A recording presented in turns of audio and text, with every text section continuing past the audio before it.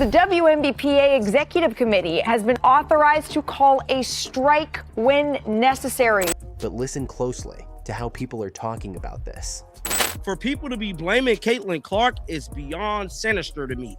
How could you blame somebody that helped lifted all the boats, helped pretty much get y'all this $2 billion media rights deal, and then turn around and blame her for the things that is happening with the WNBA, blaming the fans that came, blaming everything. But to me, it's looking like they could be using Caitlin Clark as a scapegoat for this situation not getting done.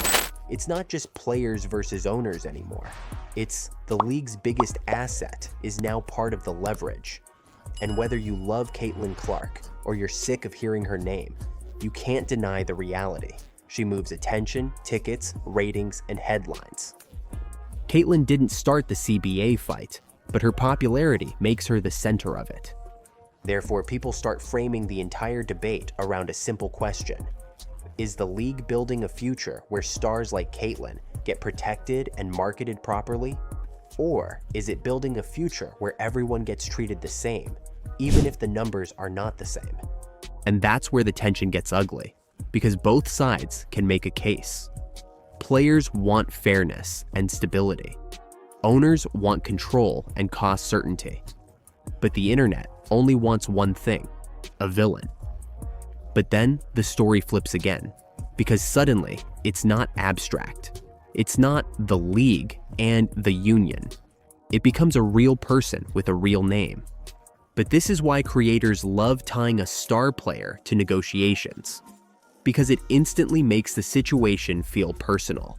It turns labor talks into somebody just made a move. And when a top name gets linked to CBA turbulence, fans read it as a signal. When a star is connected to negotiation chaos, everyone assumes more stars are about to follow.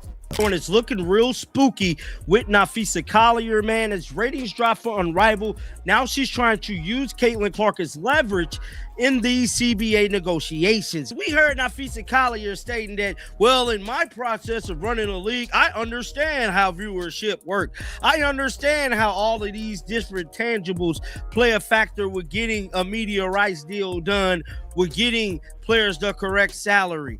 Well, I am here to tell you, dog. Judging off the latest information.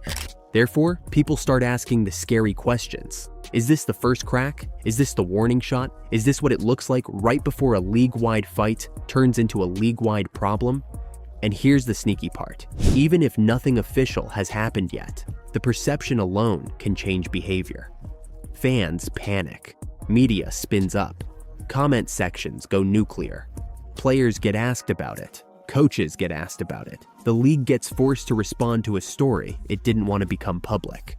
But while everyone is staring at CBA language and union pressure, another headline hits, one that feels unrelated, until you realize it's the same power struggle in a different costume.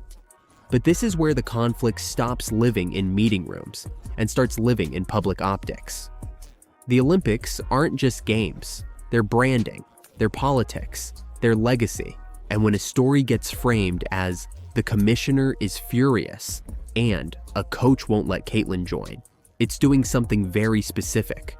It's telling the audience there's a closed door and somebody is guarding it. Feel like the players have lost sense of reality a little bit, because imagine putting up a rat that a lot of unions do when it comes to like schools, construction companies, people that are making a lot less than the kind of money that the WNBA players are making. They got offered a max salary of over $1 million.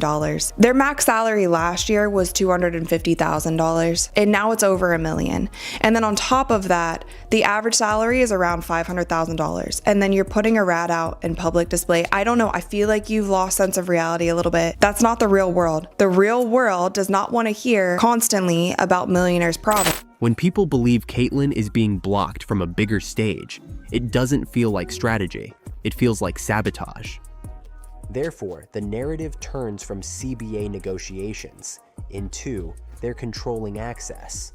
And that's why the outrage travels faster than facts, because you don't need every detail to feel the emotion of it. It hits the same nerve as every Caitlin controversy. Is the league benefiting from her while also trying to limit her? But now we get to the cleanest proof point. The one that makes all of this feel less like opinion and more like math.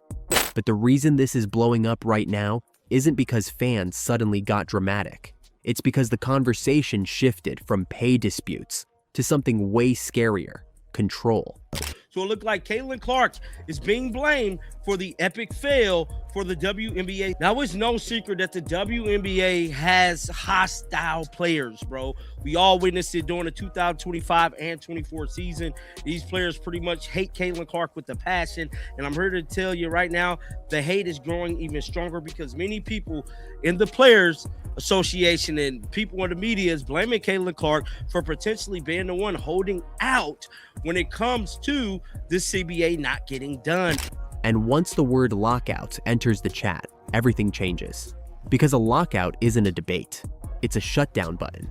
If you're wondering why Caitlin Clark keeps getting dragged into this, that's the point. This isn't just about one contract or one player. This is about who controls the future of the WNBA now that the money is finally real. But here's where it stops feeling like negotiation and starts feeling like disrespect. When a deadline gets ignored, the message is simple.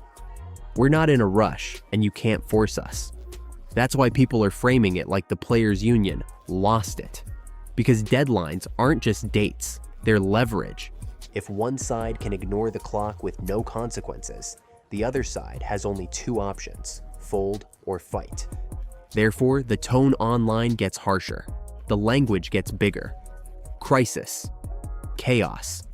Breaking. Because everyone knows what happens next in sports labor fights. The story doesn't cool down, it escalates. But the part that makes this go truly viral is when Caitlin's name starts showing up in the middle of it. But this is the reason Caitlin's name keeps getting used like gasoline. Because when she isn't attached, the numbers can tell a different story. And when the numbers drop, people don't interpret it as normal audience fluctuation. They interpret it as a verdict. If ratings tank when Caitlin isn't involved, it tells everyone who the attention really follows. Therefore, this becomes the final evidence that fuels every other headline. Owners leverage it, players argue against it, fans weaponize it, and creators turn it into a simple, viral message. See, this is what happens without her. But here's the part most people miss. All 6 stories are the same story. They're not random headlines. They're not separate dramas. They're different camera angles of one fight. The league is trying to grow up fast, and everyone wants to control what happens next. But you can't have a league that depends on one megastar for attention, while also pretending that star doesn't change the economics. Therefore, Caitlin Clark becomes the symbol in the middle, whether she asked for it or not. To one side, she's the proof the league is finally worth more. To the other side, she's the excuse owners will use to justify decisions that don't help the players as a whole. And to the internet, she's the character that makes every complicated negotiation feel like a movie. The WNBA isn't fighting about Caitlin Clark's talent. It's fighting about what her attention is worth, and who gets to decide. That's why lockout is being whispered. That's why deadline ignored feels like a slap. That's why star players get pulled in. That's why Olympic access becomes a battlefield. And that's why unrivaled ratings become a weapon. But the scariest part is what happens next. Because once both sides realize Caitlin's popularity is leverage, the negotiations stop being about numbers on paper.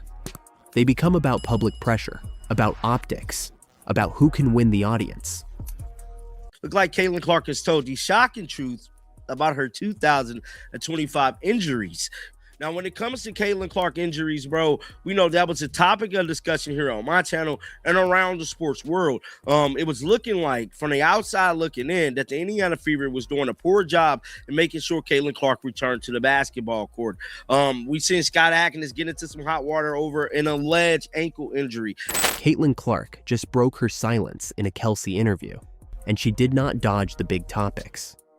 On New Heights with Jason and Travis Kelsey, the Indiana Fever star finally talked about what fans keep asking for: her signature shoe, the injury year, Team USA, and why her next chapter feels different. Hey, Caitlin Clark, closing out the year on the New Heights podcast with Jason Kelsey and Travis Kelsey, gives us some insight, some information on what the holdup could have been for Caitlin Clark's signature shoe to come out. She's talking about a specific new technology that they are implementing in the shoe, the first to be done in a basketball shoe.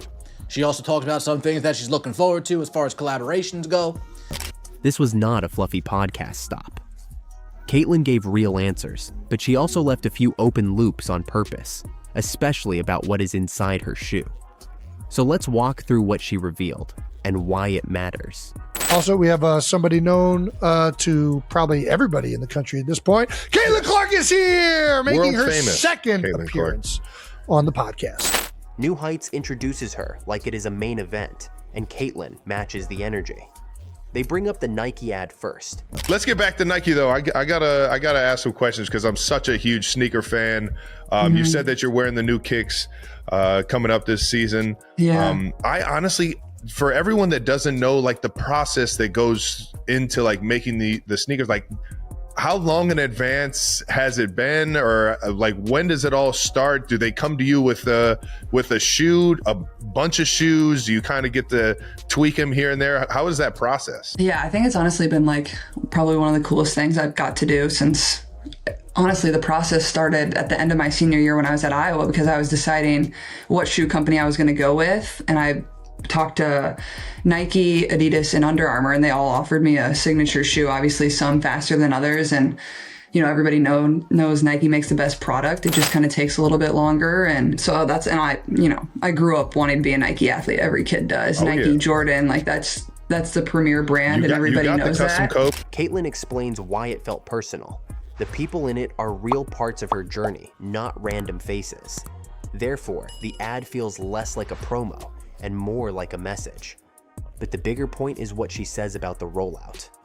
Caitlin explains the campaign is the start of a longer build that leads into her signature shoe. Fans want a date, but she does not lock in a day.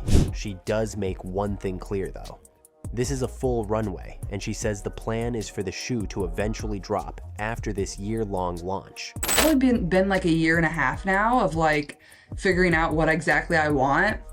And I think probably the most challenging part of it is like you want it to be unique, but at the same time, like I have to be comfortable wearing it. So I think we kind of like, you kind of take what you know you're comfortable in. Like obviously I play in a lot of Kobe's, but at the same time, I don't want it to be a Kobe. I want it to be something very unique to me and a little bit different. And I think for myself, like, you know, I kind of think about like what's kind of been important to me when I think about like shoes or sneakers. And I think like just the chaseability of them and like. She also hints at the part fans care about most, wearing it on the court. She talks about getting people excited with the logo first, and with merch already out. Even the Kelsey brothers are wearing it, which makes the moment feel real.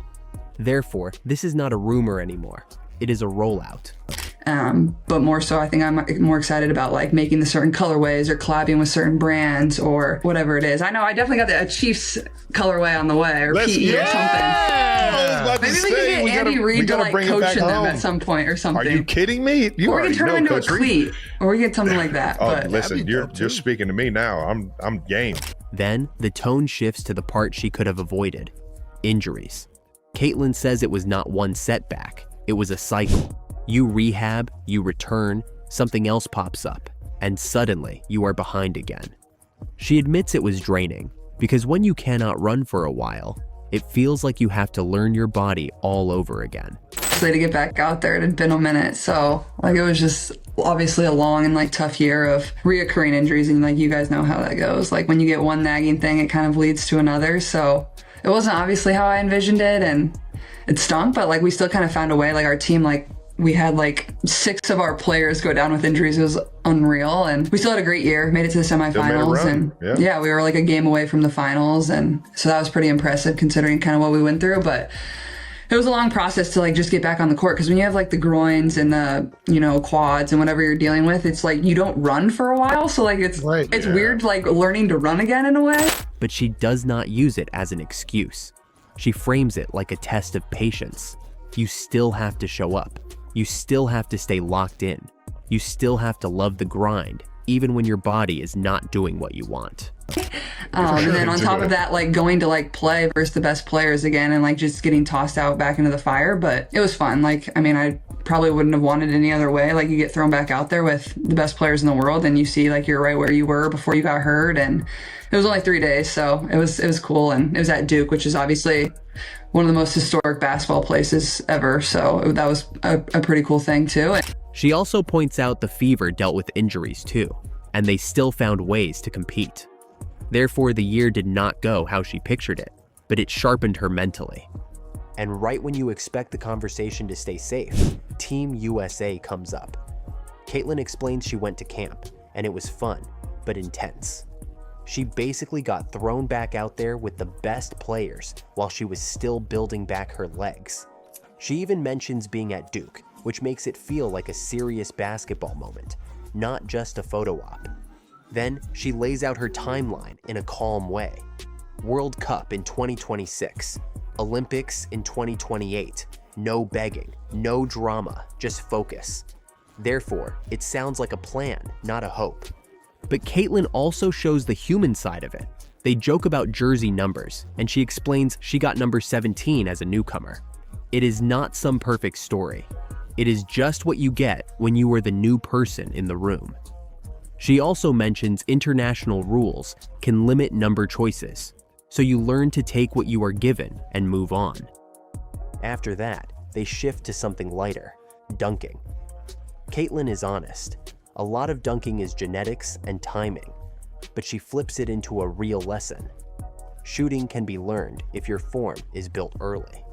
And this is where she shares a detail that explains a lot about her game. She talks about how her dad would not let her launch deep shots with bad mechanics. She hated it at the time, but he kept forcing the basics. Therefore, the range you see now is not just talent. It is years of doing it the right way. But the centerpiece of the interview is still the shoe. When they circle back, Caitlin confirms it was not only Nike calling. Other big brands came to the table with offers, including the promise of a signature shoe. Some paths would have been faster, some would have been easier. But she chose Nike anyway, and her reason is simple. She believes Nike makes the best basketball shoe, and she wants the best product, not the fastest headline. Therefore, she was willing to wait, even if fans got impatient. Then, she adds the identity piece. Caitlin says she plays in certain Kobe models, but she does not want her shoe to feel like a copy of someone else. She wants it to feel like her, but still perform at the highest level. Because a signature shoe is not just a logo. It has to work when you are sprinting, stopping, cutting, and landing for 40 minutes. And now, we get the biggest tease. Caitlin says comfort has been a huge part of the process, because she knows exactly what she needs on court. She even says she needs that technology everywhere, not just in one small part of the shoe. But the wild part is what she teases next. The technology going into her shoe is something Nike has never put into a basketball shoe before. She will not say what it is yet, but she explains why that detail matters. Some fans do not just buy shoes, they study them. She brings up how people will cut shoes open just to see what is inside. Therefore, she knows the hoop world is going to obsess over this thing the second it drops. So what did Caitlin really do on the Kelsey podcast? She set expectations. She told fans the shoe is coming, but it is being built the right way. She admitted the injury year was rough, but it strengthened her. And she made it clear Team USA is part of her future with a real timeline. But the biggest change is the vibe. Caitlin sounds more certain. Therefore, this next chapter is not about proving she belongs. It is about building something that lasts. If you are still watching, comment New Heights. Because the moment that shoe finally hits the court, the league is going to react. If you were an opposing coach game planning to stop Caitlin Clark, what would you do? Pray. Wow! You bet! From beyond the logo! And a little point afterwards.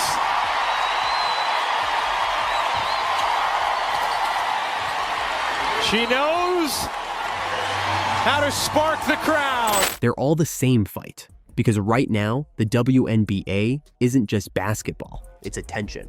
And Caitlin Clark is the center of that attention, whether the league likes it or not.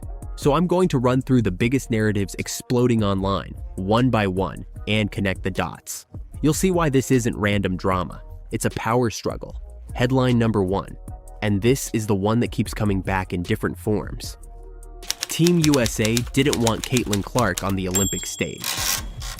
Now, people online exaggerate this as banned or blacklisted, but the emotional point is the same. Fans look at Caitlin and think, that's the face of women's basketball. So when she's not on the biggest roster, the public doesn't treat it like a normal basketball decision. They treat it like politics. And the problem with that is simple. Once fans decide it's politics, every coach, every executive, and every person involved becomes a target. Therefore, the internet doesn't ask, was it the right roster? They ask, who blocked her? And once that question starts trending, everything gets messy. You get sources, you get inside reports, you get tense meetings. You even get people claiming decision makers are losing their jobs over it. Some of that is real pressure, but some of it is just the internet trying to build a villain. But either way, it turns Team USA into a symbol, not a basketball team. A symbol of who the sport wants to protect. And if you're Caitlin Clark, that means every big decision becomes a referendum on you. Headline number 2. Angel Reese got overlooked again, and fans are furious. That's the pattern, even when the exact details change. Because Angel lives under a microscope too. But it's a different microscope than Caitlin's. Caitlin gets judged like a savior. Angel gets judged like a provocation. So when Angel doesn't get a nod, whether it's a roster conversation, a media push, or a major honor, it becomes instant outrage. And here's why. People don't just debate Angel Reese as a player. They debate what she represents. Therefore, every headline turns into a moral argument, not a basketball argument. One side says she's disrespected. The other side says she's overrated. And the league gets caught in the middle because the league wants attention. But the attention it's getting is pure conflict. And the craziest part is this. The internet doesn't even need a real incident to keep the feud alive. It just needs a new angle. Because Caitlin versus Angel is the easiest story engine in women's sports. Different characters, same machine. But the machine doesn't care who wins. It just needs you to pick a side. Headline number 3. Paige Beckers is getting pushed as the next Caitlin. And it's backfiring. This is a huge reason the discourse has gotten so toxic. Paige is a star, a real one. She's skilled. She's marketable. She has the story. But the moment people start forcing her into a Caitlin comparison, the internet turns it into a fight. Instead of letting Paige be Paige, they turn it into, is she better? Is she more polished? Is she the real deal or hype? But that's not fair to Paige, and it's not even about Paige. It's about the audience craving another face of the league. And Caitlin broke the system. She didn't just bring fans. She brought new fans who don't care about tradition. They care about impact. They care about moments. They care about highlights that feel like NBA energy. Therefore, anyone mentioned near Caitlin gets pulled into a ranking war. And that's how you end up with ridiculous labels like fraud or hoax floating around. Not because there's some secret scandal, but because comparison content is fast, easy, and viral. But it damages the sport long term because it teaches casual viewers one thing. Women's basketball only matters if it's a feud. Headline number 4. Nike just made it clear who they're betting on. This is the quiet part that changes everything. Because brands don't spend millions for fun. Brands pick winners. And Nike doesn't sell shoes. Nike sells legacy. So when Caitlin gets a major campaign, the message isn't subtle. The message is, this is the athlete we're building around. And the hidden meaning people talk about in ads usually isn't a secret symbol. It's how they frame her. They don't frame her like a rookie. They frame her like a movement. They don't show her fitting in. They show the game adjusting to her. Therefore, every time a brand pushes Caitlin harder, it creates a tension inside the league. Because now it's not just WNBA fans watching. It's casual sports fans. It's NBA fans. It's young athletes who never watched a WNBA game before. And once those people enter the room, the old gatekeeping starts to crack. But the league has to decide what it wants. Does it want growth or does it want control? Headline number 5. The Fever locker room looks different now, and you can feel it. This is where names like Sophie Cunningham and Lexi Hull start trending next to Caitlin.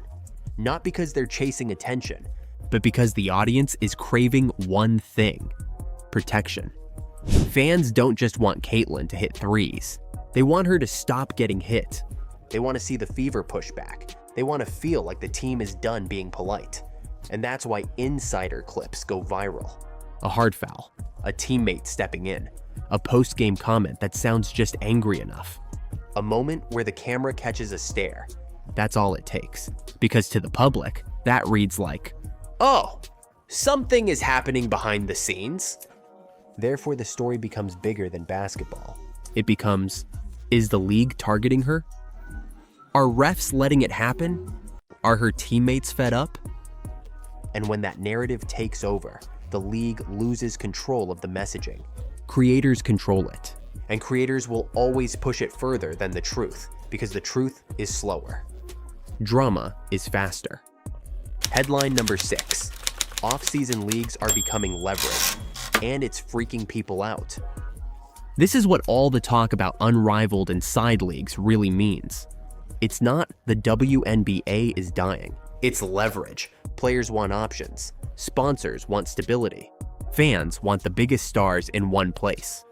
But once new leagues enter the conversation, it creates uncertainty. And uncertainty spreads like wildfire because it threatens the one thing the WNBA needs most right now: momentum. Because the Caitlin Clark era is bringing new viewers in. But if those viewers feel like everything is chaotic, politics, jealousy, messy narratives, constant feuds, they won't stay. They'll leave, and they'll take the boom with them. Now step back and connect all 6 stories. Team USA drama shows who gets protected. Angel Reese drama shows how identity gets weaponized. Page comparisons show the internet's obsession with the next Caitlin. Nike campaigns show the money has already picked a side. Fever tension shows the league is getting more physical and emotional. And side league chatter shows the power structure is shifting. Therefore, here's the real question. Is the WNBA going to treat Caitlin Clark like a foundation or like a resource to strip mine? Because a lot of people love saying, Caitlin will save the league. But at the same time, they act like they want to humble her. They want her to earn it. They want to punish the hype. They want to control the narrative. But you can't do both. You can't ask her to carry the league and also let the league chew her up. And the scary part is this. It only takes one more moment, one more roster controversy, one more clip that looks like targeting, one more brand move that feels like a power play for everything to tilt. Therefore, watch what happens next, because the next big story won't be about a highlight. It'll be about whether the league finally admits what this era really is, a basketball boom or a civil war.